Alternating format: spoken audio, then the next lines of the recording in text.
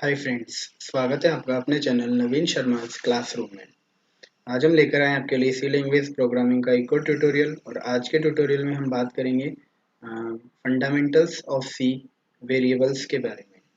तो करते हैं आज के सेशन की शुरुआत। और जैसा कि आप स्लाइड पे देख रहे हैं, ये स्लाइड है अबाउट वेरिएबल्स। तो अगर इसके फर्स्ट पॉइंट की अगर अपन बात करें तो हम देखते हैं कि in a C program we do a lot of calculations. The results of these calculations are stored in computer memory. बिल्कुल सही है। जब हम कंप्यूटर प्रोग्रामिंग की बात करते हैं तो वहाँ पर हम काफ़ी सारे प्रोग्राम्स कैलकुलेशंस के लिए करते हैं। और वो जो कैलकुलेशंस परफॉर्म की जाती है प्रोग्रामिंग के दौरान, तो उनकी जो स्टोरेज होती है वो कंप्यूटर की मेमोरी में प्रोवाइड करवाई जाती है। और सेकंड पॉइंट की यदि अपन बात करें तो like human memory, computer memory also consist of millions of cells. यानी कि जो कंप्यूटर प्रोग्रामिंग के जो रिजल्ट्स हैं, जो कैलकुलेशंस हैं, वो कंप्यूटर के मेमोरी में स्टोर होती है। और कंप्यूटर की मेमोरी जो है वो मिलियंस ऑफ सेल्स में डिवाइडेड होती है, उनसे मिलकर बनी हुई होती है। और इन मेमोरी सेल्स के थ्रू जब हम वैल्यूज़ को रिट्रीव करते हैं और हम यूज़ करते हैं, हम एक्सेस करते हैं इन वैल्यूज़ को, जो कि पर्टिकुलर मेमोरी लोकेशंस पर सेव की गई होती हैं, तो उसके लिए हम क्या करते हैं, इनको नेमिंग कॉन्सेप्ट का यूज़ करते हैं, हम इनको नेम्स प्रोवाइड करवाते हैं। और इसके लिए जैसा कि आप देख भी रहे हैं कि कंप्यूटर की मेमोरी में जो हमारा सेल्स है उसका रिप्रेजेंटेशन आप देख रहे हैं कि यहाँ पर शो किया गया है। और इसके अंदर एक सेल को नाम भी दिया गया है जिसका नाम है नंबर। और उस नंबर की अगर अपन बात करें तो जैसा कि आप देख रहे हैं कि नंबर इज इक्वल टू 99 लिखा हुआ है, तो यानी कि ये जो सेल है, इस पर्टिकुलर सेल की जो एट प्रेजेंट वैल्यू है वो है 99। अब अगर हम इस 99 को यूज़ करना चाहते हैं, एक्सेस करना चाहते हैं, तो हम इसको कोई ना कोई नाम देंगे, जैसा कि मैंने यहाँ पर दिया हुआ है नंबर। तो अल्टीमेटली ये इसका जो फाइनल जो अल्टीमेट मीनिंग है वो यही है कि कंप्यूटर की मेमोरी, जो कि काफ़ी सारे सेल्स से बनी हुई होती है, वहाँ पर जो स्टोर की हुई वैल्यूज़ होती है उनको अगर हम एक्सेस करना चाहते हैं, उनको यूज़ करना चाहते हैं, रिट्रीव करना चाहते हैं फॉर आवर पर्पस, तो हमें क्या करना पड़ेगा, उन लोकेशंस को नाम देना पड़ेगा। और उन नाम को ही हम क्या कहते हैं, वेरिएबल्स कहते हैं। अब वेरिएबल ही क्यों कहा, ये भी हम समझ सकते हैं कि अगर सपोज दैट यहाँ पर फर्स्ट रन के लिए नंबर की वैल्यू 99 है, तो अगर हम सेकेंड रन की बात करें, सेकेंड रन में आप देखेंगे कि नंबर जो है वो अभी हमारा 88 है। तो जहाँ पर 99 पहले से सेव किया गया था, अब उस जगह पर आप देखेंगे 88 आ गया है। और इसका ये मतलब हुआ कि 88 ने 99 को ओवरराइट कर दिया है। तो अल्टीमेटली अगर अपन इस एग्जांपल की बात करें तो आप देखेंगे कि here 99 is stored in memory location which is given a name number. Then we assign a new value 88 to this location called number, and it will override the previous value 99 because a memory location can hold one value at a time. Since this location number can hold different values at different times, so it is called a variable. तो आप समझ सकते हैं कि computer की memory, जो कि काफ़ी सारे सेल्स से मिलकर बनी हुई होती है, तो वहाँ पर जो वैल्यूज़ स्टोर करवाई गई हैं ड्यूरिंग द प्रोग्रामिंग, तो उनको यूज़ करने के लिए हम क्या करते हैं, उन लोकेशंस को नाम देते हैं। और वो जो नाम हम देते हैं वो हम एक टर्म के कंसिडरेशन के तहत देते हैं, जिसको अपन वेरिएबल कहते हैं। और वेरिएबल का जो बेसिक मीनिंग है वो यही है कि ये डिफरेंट डिफरेंट टाइम्स पर डिफरेंट डिफरेंट वैल्यूज़ होल्ड कर सकता है, और हम भी हमारी प्रोग्रामिंग में अकॉर्डिंग टू आवर रिक्वायरमेंट इनको यूज़ में ले सकते हैं। अब क्योंकि हमें वेरिएबल को यूज़ लेना है, तो वेरिएबल को यूज़ लेने के लिए हमें सबसे पहले उसको डिक्लेयर करना पड़ेगा। तो हम बात कर लेते हैं डिक्लेरेशन ऑफ वेरिएबल्स की। After designing a suitable variable name we must declare them to the compiler. यानी कि जब हम एक वेरिएबल को सोच लेते हैं कि भाई हमें ये वेरिएबल डिज़ाइन, हमने ये वेरिएबल यूज़ में लेना है कंप्यूटर प्रोग्रामिंग के दौरान, सी प्रोग्रामिंग के दौरान, तो हमें क्या करना होगा, सबसे पहले उसे डिक्लेयर करना पड़ेगा। और डिक्लेयर करने का मतलब हो गया कि we are going to tell compiler about following things regarding the variables before going to make use of a variable. तो आप देख सकते हैं कि first thing which we are going to tell the compiler about variable is that it tells the compiler what is the name of a variable। मतलब कि declaration of variable जब हम करते हैं तो कंपाइलर को इस चीज़ की इन्फॉर्मेशन दी जानी हुई होती है कि वेरिएबल का नाम क्या है। आप समझ सकते हैं, यहाँ पर देख रहे हैं कि जो what is the name of a variable. और सेकंड थिंग जो वहाँ पर स्पेसिफाई करनी होती है वो ये होती है कि what type of data variable will store. यानी कि किस टाइप की वैल्यू एक वेरिएबल जो हम यूज़ में लेने जा रहे हैं वो स्टोर करेगा और उसका नाम क्या है। ये दो बातें बेसिकली कंपाइलर को इन्फॉर्म करनी हुई होती है, और ये इन्फॉर्मेशन हम कब देते हैं, जब हम एक वेरिएबल को डिक्लेयर करते हैं।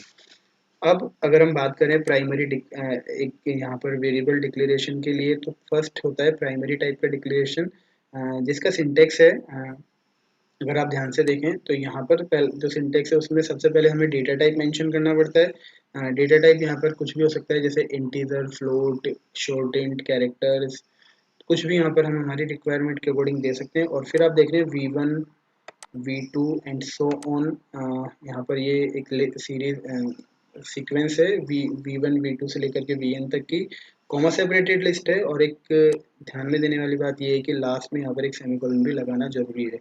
तो ये इसका एक सिंटेक्स है वेरिएबल डिक्लेरेशन का, प्राइमरी टाइप डिक्लेरेशन, जिसमें सबसे पहले हमें डेटा टाइप मेंशन करना पड़ता है, फिर हमें V1 V2 या जो भी हमारे वेरिएबल्स के नाम है वो हम यहाँ मेंशन कर सकते हैं। और यही बात आप यहाँ पर जो देख रहे हैं इन पॉइंट्स में बताई गई हैं। Variables are separated by commas and a declaration statement must end with a semicolon, क्योंकि ये बहुत ज़रूरी है कि एक डिक्लेरेशन स्टेटमेंट जो है सी लैंग्वेज का टर्मिनेट हो एक एंडिंग सेमीकोलन से। अब यदि अपन बात करें तो यहाँ पर आप देख रहे हैं कि जो वेरिएबल डिक्लेरेशन के लिए हम डेटा टाइप्स यूज़ करेंगे उनके लिए कुछ कीवर्ड्स यहाँ पर शो किए गए हैं। लाइक अगर कैरेक्टर टाइप का वेरिएबल यूज़ करना है तो हमें केयर यूज़ करना पड़ेगा, अगर हमें अनसाइन कैरेक्टर लेना है तो हमें अनसाइन केयर लेना पड़ेगा, अगर हमें साइन इंटीजर लेना है तो साइन इंट और इंट दोनों में से कोई भी हम यूज़ कर सकते हैं। तो अल्टीमेटली यहाँ पर क्या है कि हर एक टाइप के लिए एक कीवर्ड जो रिजर्व है सी लैंग्वेज की लाइब्रेरी में वो यहाँ पर इंडिकेट किया गया है। हम हमारी रिक्वायरमेंट के अकॉर्डिंग इनको यूज़ में ले सकते हैं, पर हमें एक चीज़ ये ध्यान देनी पड़ेगी कि जो ये कीवर्ड्स हैं जैसा यहाँ पर शो किए गए हैं वैसा ही हमें यूज़ में लेना पड़ेगा, क्योंकि सी लैंग्वेज एक केस सेंसिटिव लैंग्वेज है। यानी कि इसका मतलब हुआ कि अगर आप कैरेक्टर यूज़ लेने जा रहे हैं तो आप देखेंगे कि CHAR जो यहाँ पर लेटर्स हैं वो सारे स्मॉल में हैं, तो हम इनको कैपिटल नहीं बना सकते। अगर आप इनको कैपिटल बना देंगे तो ये जो है एरर आ जाएगा यहाँ पर, और क्योंकि कैपिटल में केयर की कोई डेफिनेशन सी लैंग्वेज की लाइब्रेरी में स्टोर नहीं करवाई गई है। तो इसका मतलब यही हुआ कि हमें जैसा यहाँ पर इंडिकेट किया गया है बोल्ड लेटर्स में आप देख रहे हैं वही हमें यूज़ में लेना है during the course of programming, और वही हमारे लिए बेनिफिशियल भी होगा। अब कुछ वेरिएबल्स डिक्लेरेशन के वैलिड एग्जांपल्स हैं। आप देख रहे हैं कि पहला एग्जांपल है शॉर्ट इंट स्पेस काउंट और फिर सेमीकोलन, यानी कि काउंट एक वेरिएबल का नाम है और उसका डेटा टाइप है short int. Short int basically एक इंटीजर टाइप का ही वेराइटी है, और ये इंटीजर में कम रेंज की अगर हमें रिक्वायरमेंट होती है तो फिर हमें शॉर्ट इंट लेना पड़ता है। सेकंड लाइन में आप देख रहे हैं कि कोड, नंबर, टोटल, ये सभी वेरिएबल्स हैं और इनका जो डेटा टाइप है वो है इंट यानी कि इंटीजर। और आप ध्यान से देखेंगे कि हर एक लाइन के लास्ट में यहाँ पर एक सेमीकोलन जरूर लगाया गया है। तो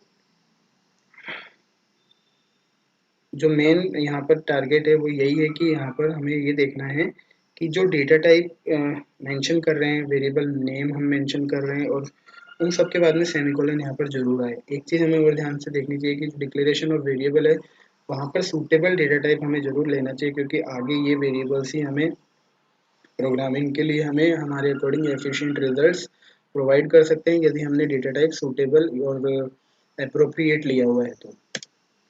अब इसके अलावा अगर प्राइमरी टाइप डिक्लेरेशन हमने पिछले स्लाइड में देखा तो यहाँ पर एक यूज़र डिफाइंड टाइप डिक्लेरेशन है जिसका सिंटैक्स है टाइप डेफ। एक हमें यूज़ करना पड़ेगा कीवर्ड, फिर हमें यहाँ पर टाइप मेंशन करना पड़ेगा यानी कि डेटा टाइप, और फिर हमें हमारे अकॉर्डिंग आइडेंटिफायर लगाना पड़ेगा। क्योंकि हम एक यूज़र डिफाइंड टाइप डिक्लेरेशन की बात कर रहे हैं तो ये आइडेंटिफायर जो है वर्ड, यहाँ पर हम हमारी रिक्वायरमेंट के अकॉर्डिंग एक कोई भी मीनिंगफुल नेम हम यूज़ कर सकते हैं।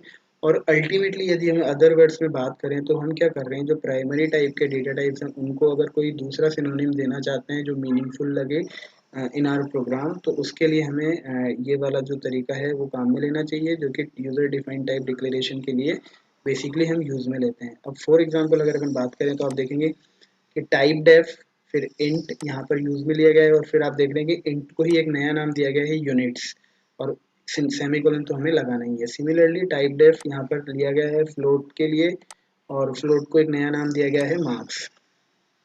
अब अगर हम आगे देखें तो इन वेरिएबल्स को, इन यूनिट्स और मार्क्स को इन्होंने यूज़ किया है as a user defined data type.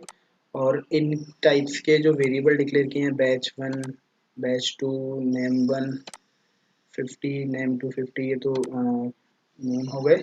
तो आप इस तरीके से समझ सकते हैं कि जो बैच 1 बैच 2 है वो यूनिट्स टाइप के हैं, लेकिन यूनिट्स जो है वो इनडायरेक्टली सिंबलाइज कर रहा है अपना इंटीजर को, और मार्क्स जो है वो सिंबलाइज कर रहे हैं इनडायरेक्टली फ्लोट को। तो मेन एडवांटेज अगर अपन बात करें इस यूजर डिफाइंड डेटा टाइप की, तो वो ये है कि main advantage of typedef is that we can create meaningful data type name for increasing the readability of the program. यानी कि आप यहाँ पर एक प्रोग्राम की रीडेबिलिटी को इंक्रीज कर देते हैं यदि हम टाइप डेफ टाइप में वेरिएबल्स को डिक्लेयर कर रहे हैं। अब यूजर डिफाइंड टाइप में अगर हम देखें तो एक तरीका और है, वो है एन्यूमरेटेड डेटा टाइप, जिसको अपन बोलते हैं एन्यूमरेटेड डेटा टाइप भी आप यूज में ले सकते हैं अगर आपको करना है। उसका जो सिंटेक्स है वो ये है कि सबसे पहले हमें एक कीवर्ड लेना पड़ेगा enum, फिर हमें एक आइडेंटिफायर यहाँ डिफाइन करना पड़ेगा अकॉर्डिंग टू आवर रिक्वायरमेंट। फिर हमें एक कर्ली ब्रेसेस के अंदर जो ओपनिंग और कर्ली क्लोजिंग वाला है दोनों के बीच में एक रेंज मेंशन करनी है, जैसे वैल्यू 1 वैल्यू 2 और अप टू वैल्यू n, और यहाँ भी हमें लास्ट में सेमीकोलन जरूर लगाना है। अब ये आइडेंटिफायर की यदि अपन बात करें तो आइडेंटिफायर जो है basically is a user defined enumerated data type which is used to declare variables that can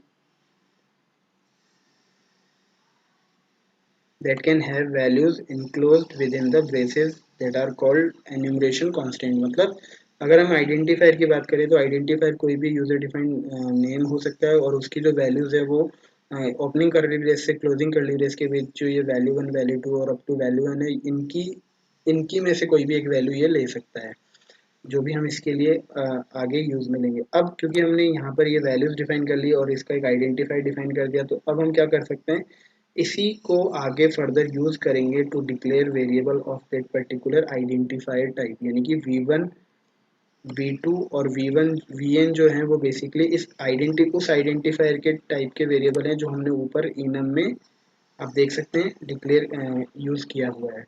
अब ये जो वेरिएबल्स हैं V1 V2 Vn, ये जो भी हैं इनकी जो वैल्यूज है वो जो रेंज हमने ऊपर मेंशन करी थी उनमें से ही हम कोई सी भी ले सकते हैं। आप देख रहे हैं जैसा कि मैं बताने की कोशिश कर रहा हूँ, V1 की वैल्यू वैल्यू 1 वैल्यू 2 या वैल्यू n कोई भी हो सकती है, और इसी तरह V2 के लिए भी ये पॉसिबल है। लेकिन एक चीज़ हमें यहाँ ये देखनी होगी कि जो enum कीवर्ड है वो हम जरूर यहाँ पर साथ के साथ लगाएं। इसके अलावा यदि डिक्लेरेशन एन्यूमरेटेड टाइप की बात करें तो enumerated variables V1 V2 Vn can only have one of the values value 1 value 2 और value n। The assignment of the following types are valid. यानी कि आप देख सकते हैं मैंने जो पिछले बात बोली थी कि V1 की वैल्यू उस रेंज में से कोई भी एक वैल्यू हो सकती है, तो मैंने वैल्यू 2 को V1 कर दिया, और V5 अगर कोई वेरिएबल था आइडेंटिफाई टाइप का तो वो वैल्यू 1 हो सकता है।